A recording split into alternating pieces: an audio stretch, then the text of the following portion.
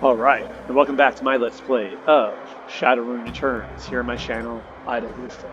We're here again in the Seamstresses Union, of course. Last episode,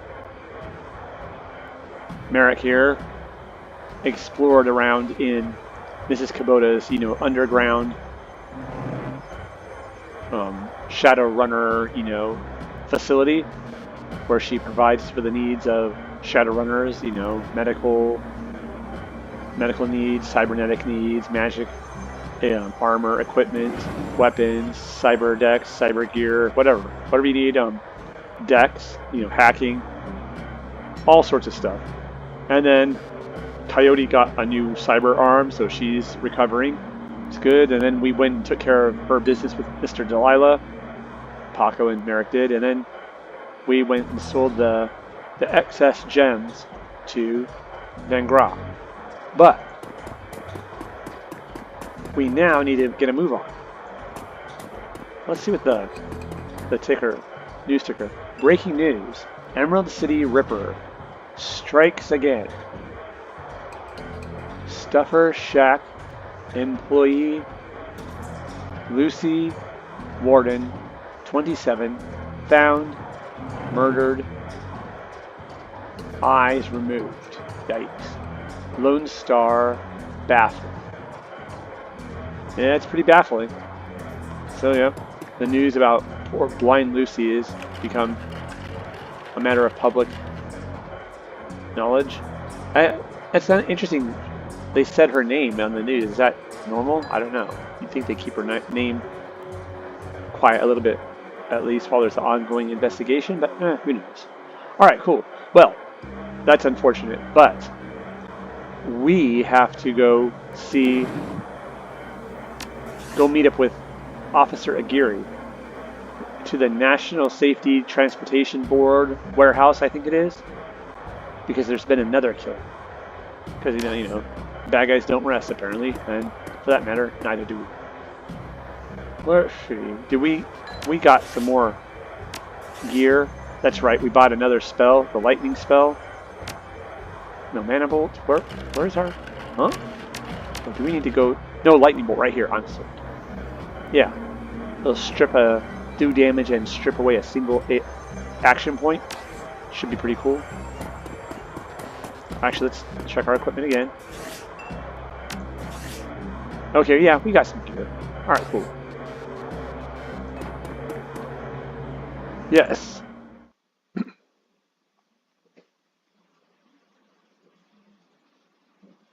The South Seattle docks. Leaving the Seamstresses Union behind, you head to the docks. The Ripper killed Sam, and maybe he or she slipped up on this latest victim, leaving some useful evidence. Only one way to find out. South Seattle is your typical industrial area. Grit, grime, and gray. The rain doesn't help matters any. Layers of dirt mix with abandoned wooden pallets, repurposed into makeshift furniture for the day workers. Garbage collects in the gutters of the broken down street. Disreputable is this district's middle name. South Disreputable Seattle Docks or South Seattle Disreputable Docks. The world may never know. Your destination, the National Transportation Safety Board warehouse, is located on a small strip of docks towards the less maintained end of the waterfront. Despite the presence of those who linger in such places, it's quiet as you approach the gate.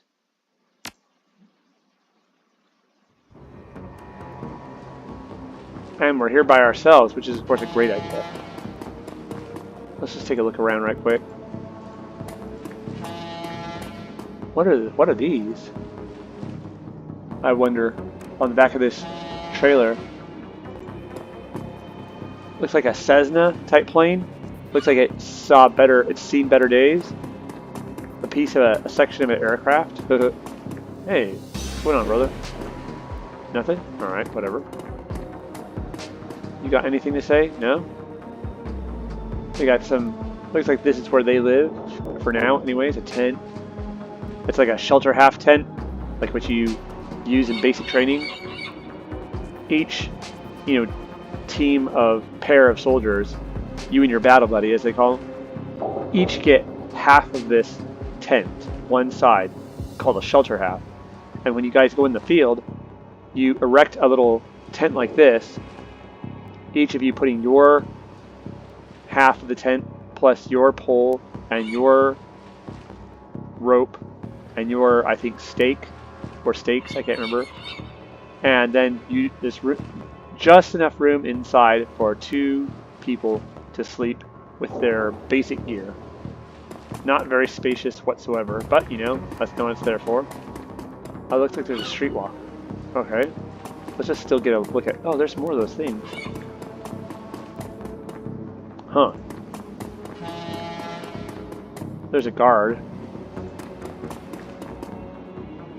See if she's seen anything. Hey, you looking for a good time? Know anything about the NTSB?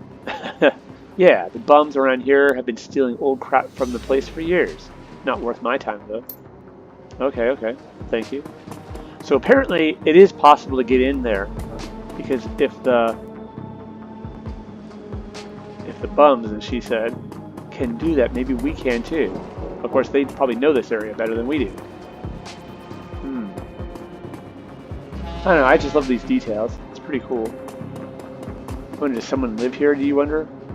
Or maybe it's abandoned. I don't know, probably abandoned. Oh, there's where we need to go. Let's see. Halt! Oh, geez, wow. Lone Star heavy security guard.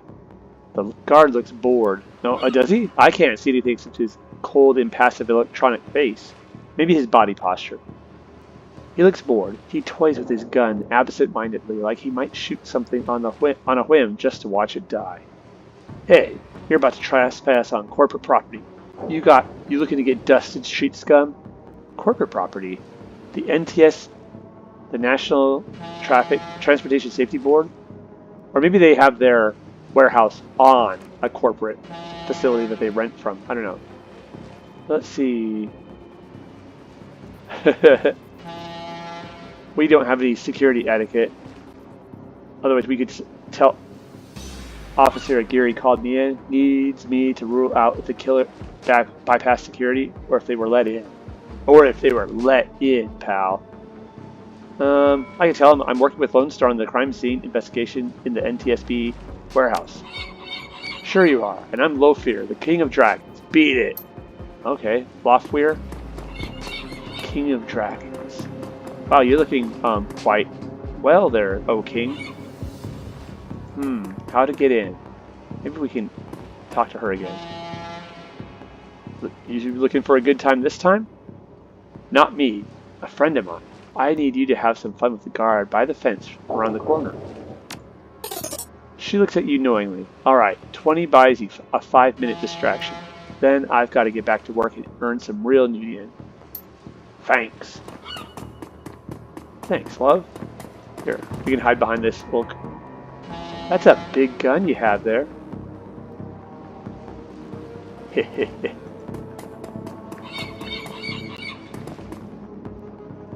Okay, let's see. What is over here?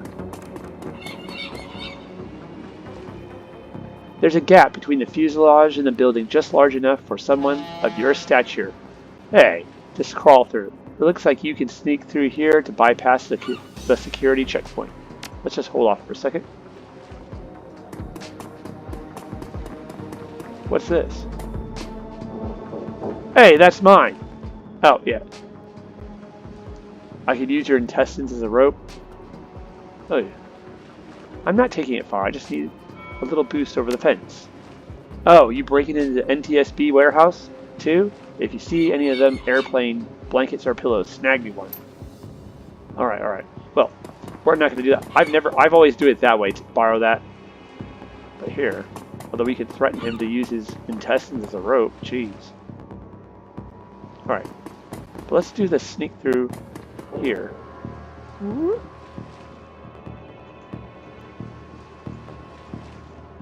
I guess we can't do it. Well, crap. We have to do this way now. Oh, whatever. It worked. Either way, we gained some karma. Now we can go in, which we need to do before what's-his-face gets here. McKlusky. Let's avoid the guard. with his armor and probably high-powered weapon. She's probably right. He probably does have a big gun. Whether he has a big gun or not. Let's see. All these broken pieces of crashed aircraft. Because, yeah, it's where the National Transportation Safety Board, they do the investigations into, you know, plane crashes and all that. Ooh, look at this little helicopter. Really cool.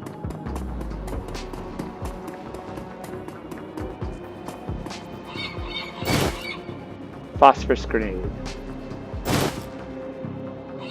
Machete concussion grenade. Good. We can give those to our comrades when we're using, you know, allies or hirelings. Can we get up here?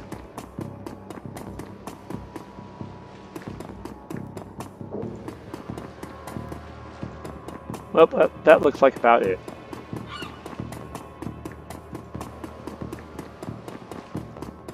Let's go see Aguirre. Hopefully, what's-his-face hasn't got here yet. You're about to transition to a new location. Let's go. The warehouse. Inside, the large gray warehouse is as typical as the outside. High ceilings adorned with girders and rickety catwalks top a huge utilitarian room. Concrete and steel walls meet a concrete floor. This is a place for storing things and nothing more. Despite the quiet on the outside, the inside is a hornet's nest of Lone Star officers going about their business. In the center of the activity is the Emerald City Ripper's latest victim. With uniforms everywhere, no one stops you at the door. It seems this case hasn't leaked to the press yet. Lone Star or no, you've got a job to do.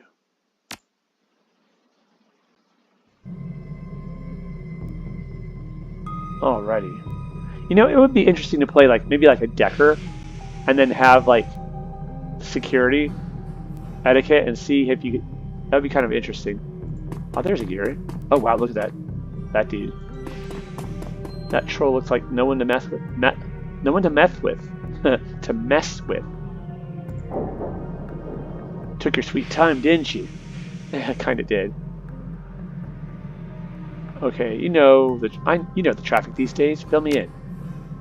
We had time to go over the evidence while you were en route. Turns out this might not be a Ripper murder after all.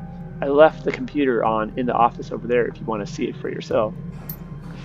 The victim worked here at the NTSB warehouse as a black box researcher. NTSB? That's the National Transportation Safety Board. This warehouse is used to go over the wreckage from plane crashes to try to determine what happened.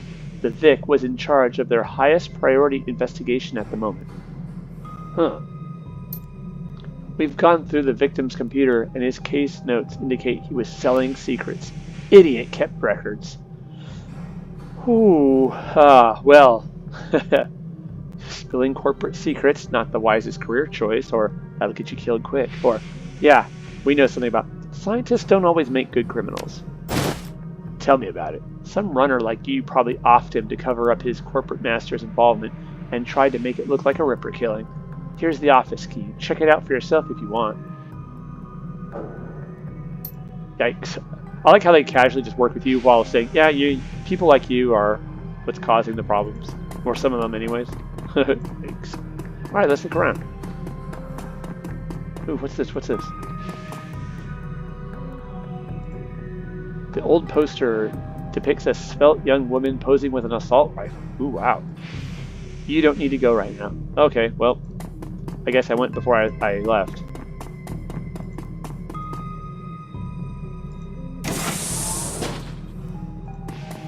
Let's take a look.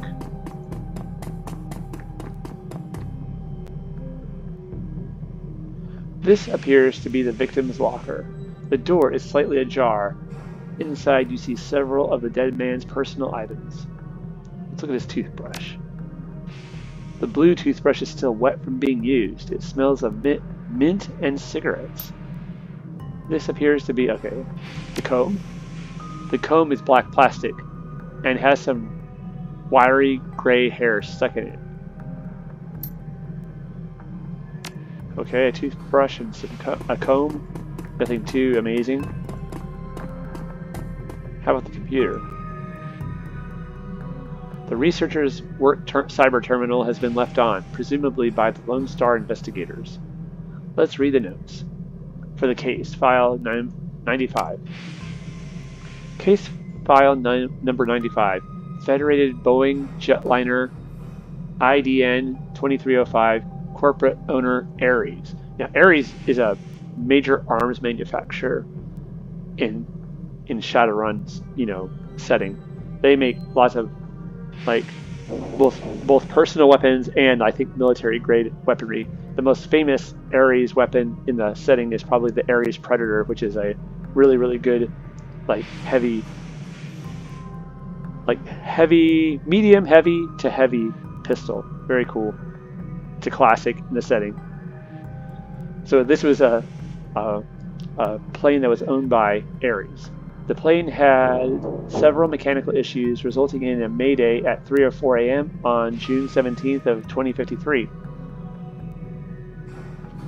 At 2:45 a.m., the pilot reported that the altimeter was reading in the negative values. 2:49, the co-pilot takes over the controls as the pilot leaves the cabin to investigate the rear of the plane. 2:58, the pilot cannot be contacted or located by the plane steward. 3:04, the co-pilot radios in a mayday. 3:12, the plane crashes into an empty field in western North Dakota. Yikes. How about for case file 96? Pratt & Whitney unmanned IDN 327, corporate owner Ares. Another Ares. Summary redacted. Time long redacted. That's real helpful. Probably not meant to be helpful. Number 98. Been corrupted. How about the private notes? Incriminating data. The notes that appear on screen pertain to NTSB case number 96, the redacted one. The crash of an Ares jetliner near the UCAS and Sioux Nation border. Remember how I said the Native American tribes, clans, whatever nations had reclaimed about a third of North America? Well, this is where United Canadian American States, which is what was left of the USA and Canada joined together, their border with the Sioux Nation. Near the UCAS and Sioux Nation border, the crash is reportedly the result of an equipment failure. Reading further into the investigator's notes, however, you find substantial evidence linking the crash to an experimental Renraku research initiative. This information could be worth a great deal to the right buyer. You download the researcher's notes to your PDA. Basically, it looks like Renraku might have sabotaged this plane as part of some sort of operation, I think. Renraku, of course, is another major corporation. Alright, let's go talk to Aguirre. Again. Actually, let's save right quick.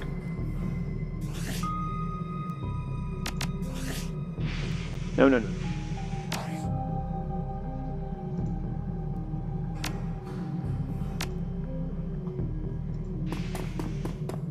What are you doing, fool? Talk to the freaking detective. What? If this is a corporate hit, why'd they leave the evidence on the computer? Good catch. That information's probably worth a fortune if you found a buyer. He's so corrupt. Oh, jeez. But that is a good question. Why did they leave that on there? Looks like we can't get in here. Oh, there's Dresden. Again. Keeps turning up either like a good penny, a really good penny, or a bad penny. Merrick! Surprised to see you here. Let me guess. Officer Aguirre tipped you off? Suppose you must have made an impression on him at the market yesterday. Or your cred stick did anyway, at any rate, and he chuckles. Although we only gave him 200 rather than the 300 for that Lonely Orphans Fund. Anyway, surprise, we've got another Ripper victim on our hands. Well, let's see. Looks like business is good. So what's the story of this one? It looks like you've been putting in some overtime. Yeah, you've been putting in overtime, brother. What can you tell me about this victim? The victim is male, mixed Native American descent, age 38. Based on the condition of the body, It looks like he was killed around 2 in the morning. And yes, I'm a little tired. Bodies have been piling up like cordwood, it seems. So he's only 38, and he already had gray hair in his comb. Huh. Cause of death, unknown. Several internal organs were removed from his body after death, quite gruesomely. I'm not sure if the killer even knew what they wanted before they started cutting. Not much else to tell yet, really. He does have a lot of pre-existing scar tissue, so he probably had a major surgery at some point in recent history. Unfortunately, with the organs gone, I can't determine the nature of the surgery. Huh. That doesn't sound like the Ripper. I think maybe Aguirre's right, because it's a mess and a bunch of organs are gone. The Ripper was always like very neatly took one particular thing. Not quite how I'd want to go out. Nice hole where his chest was. So, what was on the butcher's shopping list? Well, the killer definitely took out the lungs. The more I look at it, though, the other missing organs may just be eviscerated within the chest cavity. Huh. Basically, they made a huge mess. And McKlusky, go-getter. Let's see. Who's that woman over there? No clue. She just showed up. Next of kin, I think. Okay, maybe we'll talk to her. Is McKlusky getting closer to a suspect? McKlusky couldn't find his ass with both hands. Don't tell him I said that, though. How's Officer Aguirre doing on the case? He seems like a real go-getter. Aguirre would love to solve it before McKlusky and get his gold detective shield. Plus, he'd love to see McKlusky suck it in front of his superiors. He's already tried to bribe me to keep information from McKlusky and slip it to him. I'm inspired by their tireless pursuit of justice. Did you take the money? He grins from ear to ear. Do you have any idea how much this job pays these days, sir? I don't think Aguirre's officer salary is going to do much to seduce me into helping him. Oh, apparently Dresden gets paid quite a bit. So he's not tempted by Aguirre's meager salary. And I could back that up because, remember, he wanted $300 to be put onto the Lonely Orphans Fund list, aka to be notified when he had some clues. And I was like, I can only pay $100 because I didn't have hardly that much money. And he's like, $200, that's it. I'm like, okay, $200. 200 new units, not very much. So maybe he doesn't make much money, which, I don't know, that doesn't seem like a good idea to not pay your detectives very well. Alright, well, seems like, okay, looks like the Ripper, or whoever, is taking a different trophy from each victim. Sam's liver, this guy's lungs. Any theories? Sorry, I don't do theories. I'm just a scientist who happens to prefer dead people. However, while there was massive damage in the chest cavity, I can see that the victim's lungs were transplants. Oh! Which is interesting, since another victim's missing heart was also a transplant. Oh, well then maybe this was the Ripper. Because we know that Lucy's eyes were a transplant that she got. We know that apparently we just learned that the other victim we don't know, his heart was a transplant. And could that mean that Sam's liver was a transplant? Remember, he was dying, and probably his drinking. Did he get a transplant? He said his mother saved him. I don't know, maybe she got him a liver transplant? Who can say? Granted, modern medicine has made organ transplants relatively easy, but it is an odd coincidence. But as a scientist, it's just that, a coincidence. I think I would tell him a bit more. There's a few, yeah, one event is an occurrence, 2 events is a coincidence, 3 events that all have something in common is the beginning of a pattern. 4, you have what's starting to look like a well-developed pattern.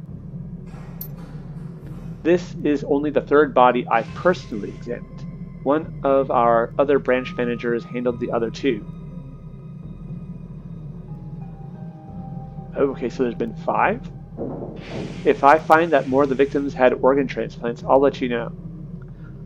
Well, we know that this one did. The lungs, apparently. He says, we know that Lucy's eyes, and we know, apparently, he said that the heart was. We have possible reason to suspect Sam as well. I don't know. Alright, I'm gonna look around. Good luck out there. Thanks, brother. Let's talk to this lady. Shannon Half Sky. Half sky, half ground? You're not a cop.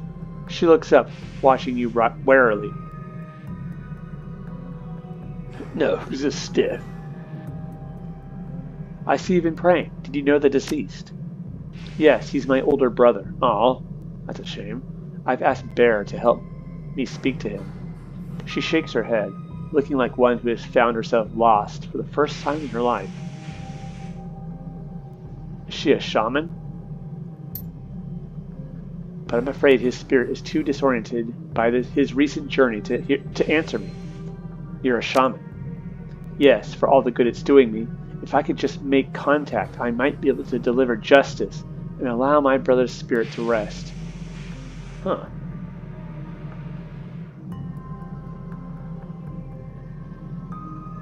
Were there any other witnesses?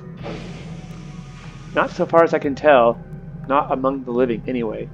Realization then dawns, bringing the light back into her eyes. But my brother's spirit may not be alone here this night. She closes her eyes and concentrates, droning a low chant you can barely hear. Yes, there are others, other spirits who may be of help. Her features harden in frustration, as if she's searching for something that remains elusive. Sighing, she opens her eyes and fixes you with a stare. But I can't do it alone. What do you need? This warehouse contains the spirits of plane crash victims trapped between worlds. They wish to help. They wish to be heard. And I think they have something to say about my brother's murder. Lone Star won't let me in there, but you seem to have the run of the place. If you can find personal items that belong to the victims, I believe I can summon a spirit to speak with us. I'll need at least 2 such items. Can you find them for me? Yeah, sure. Maybe we can learn something about our case. Anything over here? Find the 2 haunted objects, or whatever it said. Oh, there's something. There is a large pile of old shoes on the ground next to the airplane seats. They could be discarded luggage or possibly the shoes worn by the occupants of the plane at the time of the crash. Oh, that's sad. Let's dig through the shoe pile. You find nothing interesting about the shoes in the pile. Well, that's a bummer.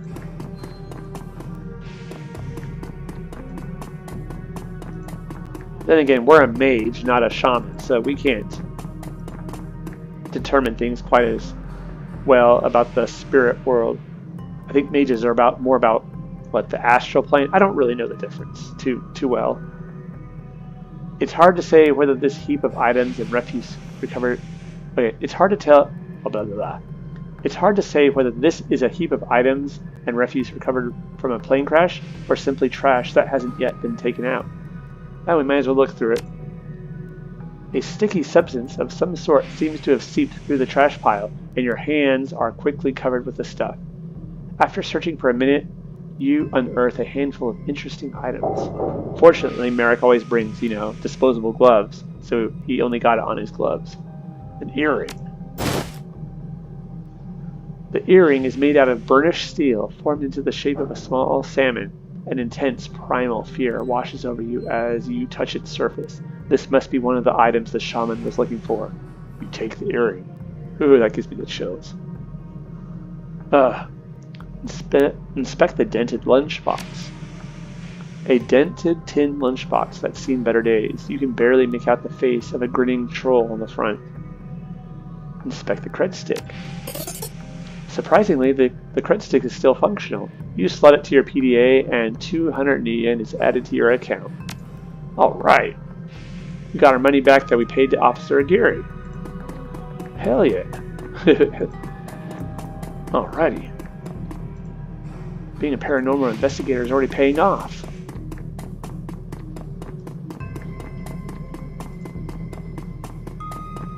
Uh-oh, I wasn't doing anything wrong, sir. I'm just investigating. Working with Officer Aguirre in Coroner Dresden. Let's look over here again. Maybe something over here was useful. Personal items. Inspect the comb. As you reach for the comb, the hair on the back of your hand stands on end. And when you take it off its little shelf, your heart thumps in your chest hard. This must be one of the items the shaman was looking for. You pocket the comb. Ooh. Alright, we got the 2 haunted items. Excellent.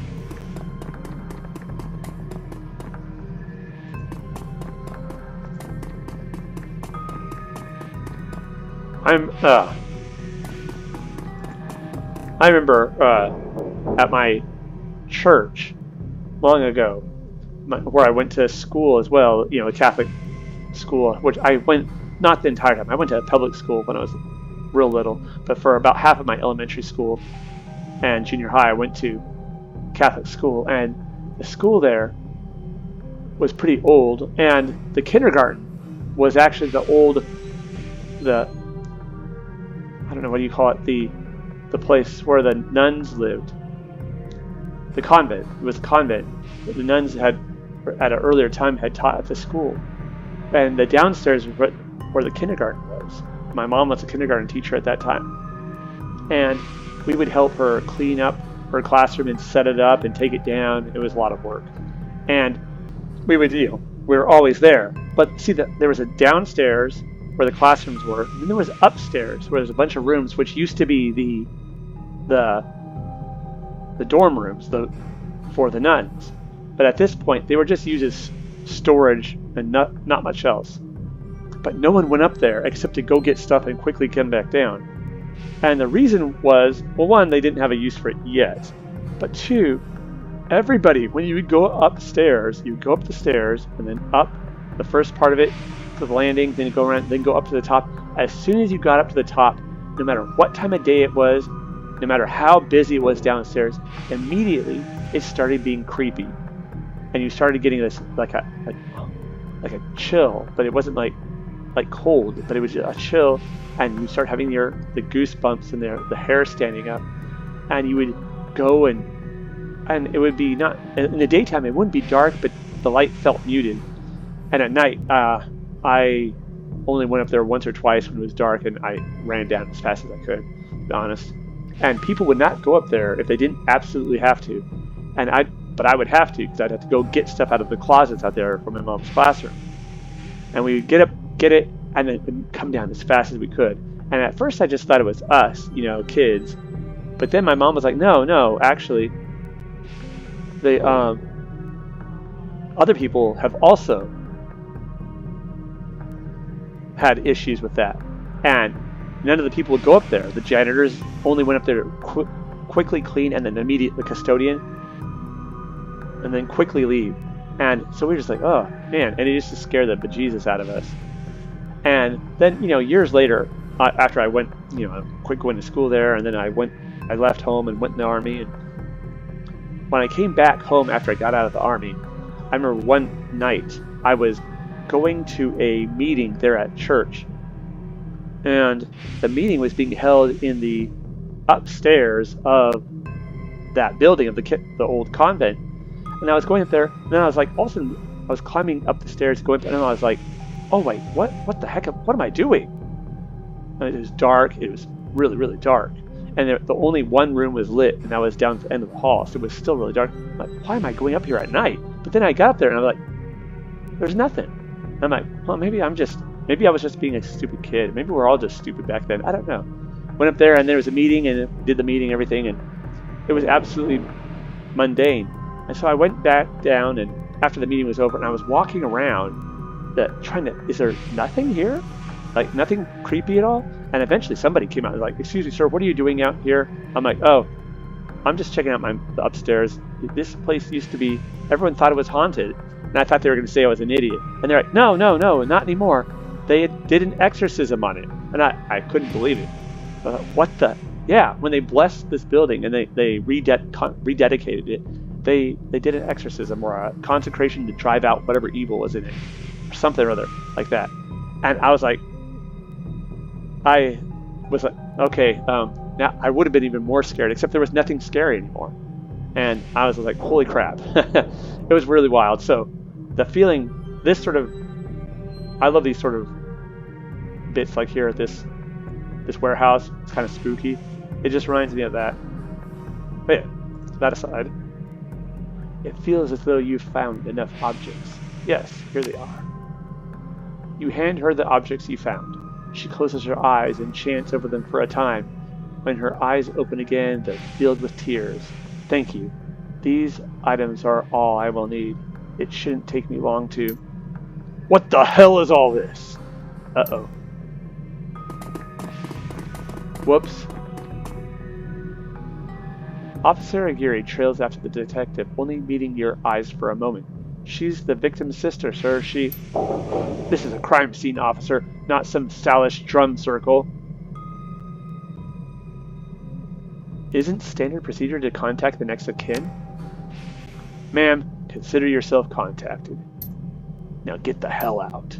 Come on, if we stay much longer, I'm liable to do something I regret, or worse, something I enjoy.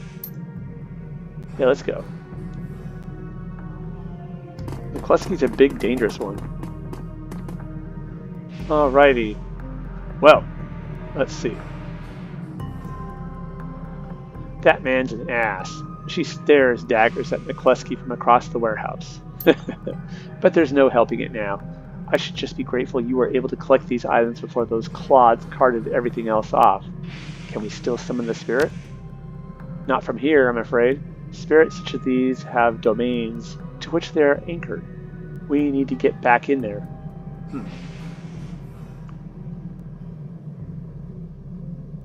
Not looking good right now, but do you have any plans for this evening?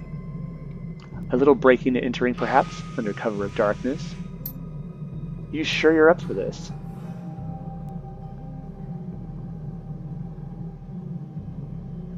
It may be a rabbit hole, but I've got to get to the bottom of it. Whatever your reasons, I thank you. Now, since we have the time, we should probably enlist some help. They may post security overnight. And I'm going to go out on a limb and say you know where to find the kinds of people we need. Huh. You could say that. Good. I'll put up the money. Oh my gosh, if you find the bodies. She produces a fistful of crumpled new yen from inside a leather pouch, starts to count it out, and then shoves the whole wad at you. Meet me back here at midnight. Spirits will be strong then. What is her brother's murder that she's wanting to investigate and avenge, possibly, so I feel it. As you start to leave the warehouse, your comlink chirps, and the face of Coyote pops up on the screen. She looks tense. Hoy, Merrick, you in the middle of something? Leon. No problem. What do you need? Backup. Her jaw sets. I don't know if I ever told you this, but I was born in the Royale. Without cheese. BTL pushers like Stevie J ran the squats, ran my world when I was growing up. I remember. She looks relieved. Oh, whiz. I have a cousin, Gino. We heard about him. He's been missing for months. He hit the sprawl about a year ago and immediately fell in with some tweakers, bad guys. They hooked him on the high amp dream chips and started using him for all sorts of dreck. I tried to help him, but he pushed me away. Then he disappeared.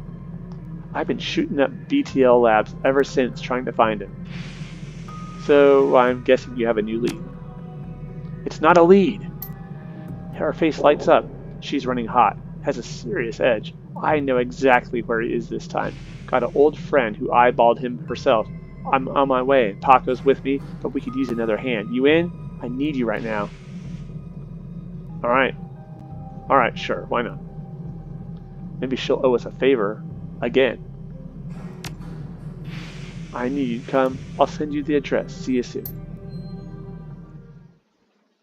We have a huge payday coming anyways from Sam's murder.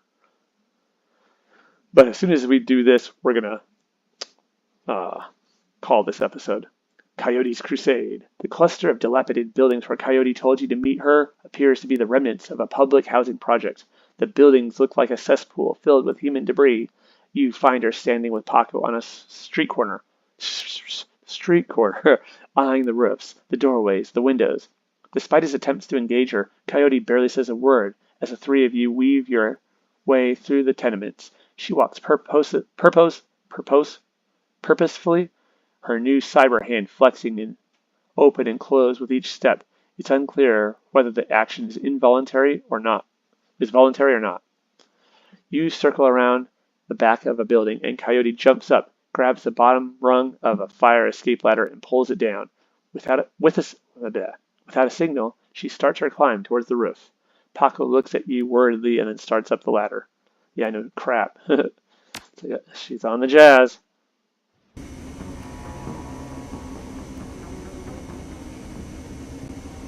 Alright, thanks for meeting us, Paco. Merrick, I owe you. No sweat. I figured you could use the backup. Let's see. Yeah, we're a charismatic dwarf. Yeah, you never know what sort of firepower to expect in one of these BTL squads. She brightens. Oh, hey, listen, I got good news for you. You know Sam's sister, Jessica? One of my contacts found her for me while you were on your way here. I called her and asked her to meet you at the Union later today. Hope that helps. No, yeah, cool. Good job, thanks. She looks at you, her scarred face soft. At least I can do it. At least. Alright, Alright, let's get this done. My cousin, Gino, should be in one of the spots past that door up ahead. I hear there's a whole lab set up in there. From my experience, there's usually a lookout, watching for cops outside and a guard at the door inside. Like I said, I don't know how much firepower to expect, but these guys are nasty, so stay on guard. I just want to get in, grab Gino, and get out. Right behind you, babe. Let's get this done. Let's do this, anyways. Alright, well, we have another,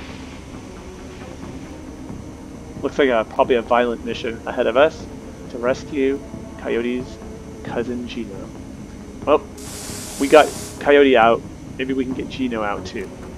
But on that note, I want to say thank you for joining me for this episode of my Let's Play of Shadowrun Returns here on my channel, Aguirre. I don't know, this is pretty cool. I don't know, this game's getting, I don't know, the story's getting pretty interesting, I think. Pretty fun game. If you enjoyed the episode, give the video a like. And if you have any thoughts, any comments, please leave one.